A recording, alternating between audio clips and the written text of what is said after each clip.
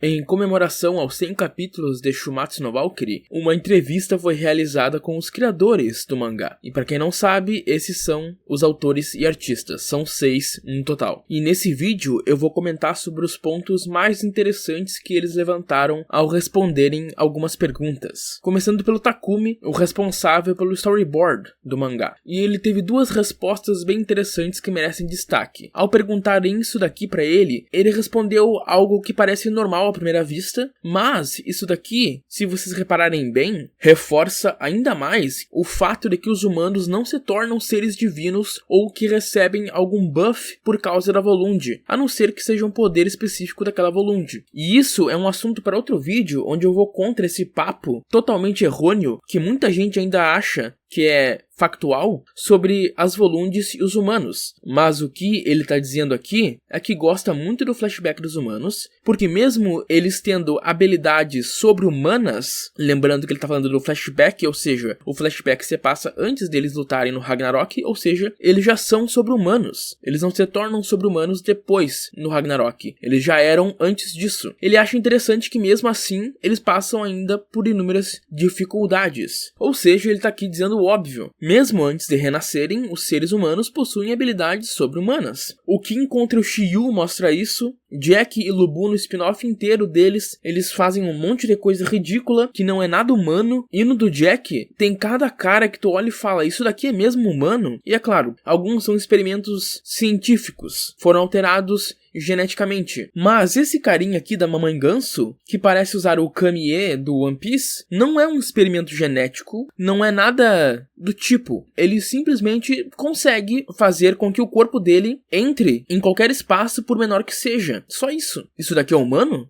Não, isso daqui é sobre-humano. O Jack consegue mover os seus órgãos à vontade dentro do próprio corpo e também consegue deslocar os ombros para maior alcance. Isso tudo é prova de que os humanos já possuem habilidades sobre-humanas antes de irem para o Ragnarok. Mas, como eu falei antes, eu vou fazer um vídeo inteiro sobre isso porque o pessoal tá pensando muita coisa errada a respeito disso. Outra questão interessante foi essa pergunta aqui. E ele respondeu Raiden versus Zeus. E primeiramente, é bem legal ver que não são apenas os fãs que gostam de fantasiar outras lutas, outras possíveis lutas, né, entre os participantes do Ragnarok. E eu creio que ele tem esse desejo por ver essa luta em específico, porque dentro do mangá, se o Adão era o cara selecionado para enfrentar o Shiva, então o Raiden iria contra os Zeus. E se vocês acham que o Zeus ganharia de lavada, vocês estão muito enganados. Muita gente não tem noção do quão forte é o Raiden e o seu Yatagarasu. O Zeus ia ganhar no final? Ia, mas ele ia penar bastante. E agora vamos às respostas dos 4 artistas: Agi,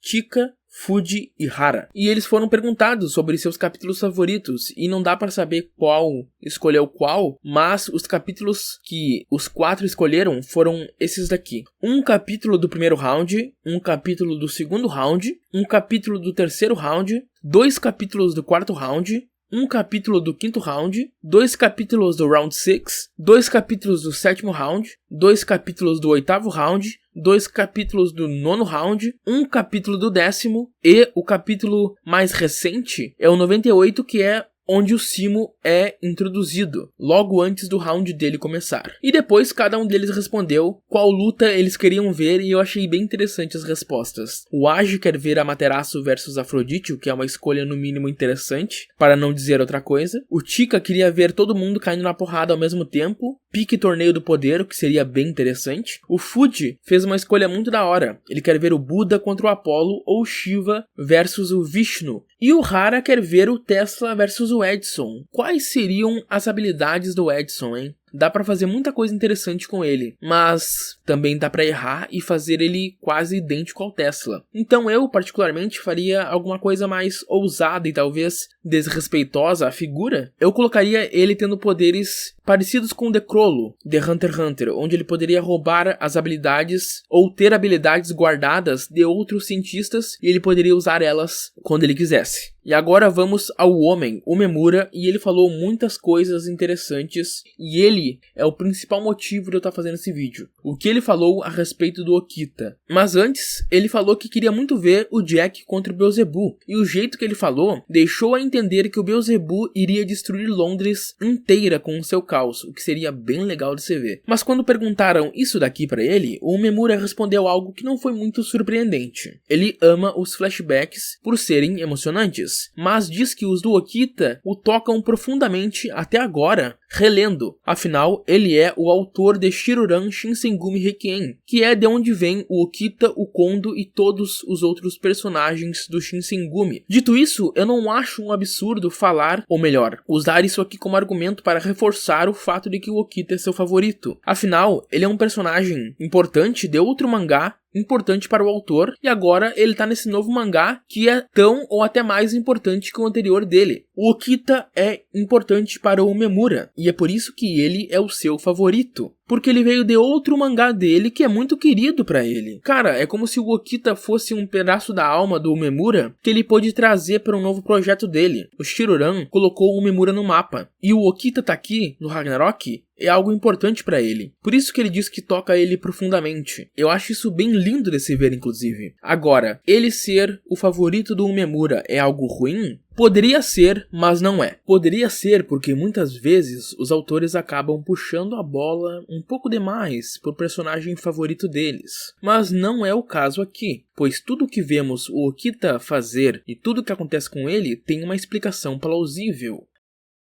A vitória do Okita foi previsível? Sim, assim como a do Sasaki, do Shiva e do Beelzebub. Todas essas vitórias foram previsíveis porque o que veio antes delas foram 2 vitórias para o time oposto. E nenhum time vai vencer 3 vezes seguidas. Poderia acontecer no início do mangá, no início do torneio, mas agora, nessa altura do campeonato, é impossível. E ser previsível, sinceramente, não importa. O que importa é como chegar até o resultado, é a execução de tudo o que foi colocado na luta. Okita sobreviver ao corte da espada invisível não faz sentido. E essa daqui eu ouço muita gente falar. E inicialmente foi uma das reações que eu tive, porém, depois que saiu o próximo capítulo, foi literalmente explicado como ele sobreviveu. A explicação se encaixa perfeitamente com o personagem e o que foi estabelecido sobre ele anteriormente na luta. E ele também é um super-humano, né? O Kin sobreviveu sem um braço o resto da luta inteira. Ele não morreu de hemorragia. O Simo tá aí andando de boa, subindo em árvore, sem o fígado. Quando vão entender que os humanos são super-humanos? Isso é um mangá de fantasia. Não dá pra aplicar as mesmas regras que a gente aplica na vida real pros personagens de Shumatsu. Existem inúmeras coisas que eu consigo criticar na round 10, como por exemplo, o ritmo do começo da luta, o mau aproveitamento do cenário, a espada invisível em si e a existência dela, porque ela foi tirada do curso Sano. Porém, essas 2 que eu mencionei antes, eu discordo totalmente e a próxima que eu vou falar agora também discordo bastante. Eu acho ridículo quando as pessoas falam que o Leônidas e o Tesla morreram pro Okita vencer. Eu acho ridículo por inúmeros motivos, mas começando do começo, por que ninguém fala que o Adão e o Lubu morreram pro Sasaki vencer? É o mesmo cenário. Ambas vitórias foram previsíveis? Sim. Os 4 morreram pra um japonês vencer? Sim. E qual é o problema nisso? Isso é um torneio, cara. Vão ter perdedores e vão ter vitoriosos. E quem escolhe quem vence ou quem perde é o autor do mangá. E aí, se vocês não gostaram ou não, aí é problema de vocês. Vai de gosto. Mas dizer que o mangá é ruim por causa disso é ridículo. Deixa eu perguntar uma coisa pra vocês que falam isso. Esses 4 caras terem morrido, muda quem eles foram na história? O Adão e o Tesla terem morrido, muda o fato de que eles são 2 dos personagens mais incríveis, inspiradores e populares do mangá? Eu acho que não, né? Eu concordaria com essa fala aqui se o Tesla e o Leônidas tivessem sido personagens horrorosos. Se a luta deles tivesse sido rushada, se a luta deles tivesse sido uma merda. Mas não foram. Ambas foram boas lutas. Claro, tu pode argumentar que o Lubu e o Léo não são tão bons quanto os outros 2, mas aí o problema deles é isolado e não tem nada a ver com a vitória do Okita ou do Sasaki. Isso é choro de gente que não gostou do que o autor fez. Enfim, essa foi a entrevista e esses são os meus comentários sobre alguns pontos que eu queria falar com vocês sobre, que eu vi vocês falando bastante a respeito. Leiam meu Ragnarok, se inscrevam no canal e beijo pra vocês.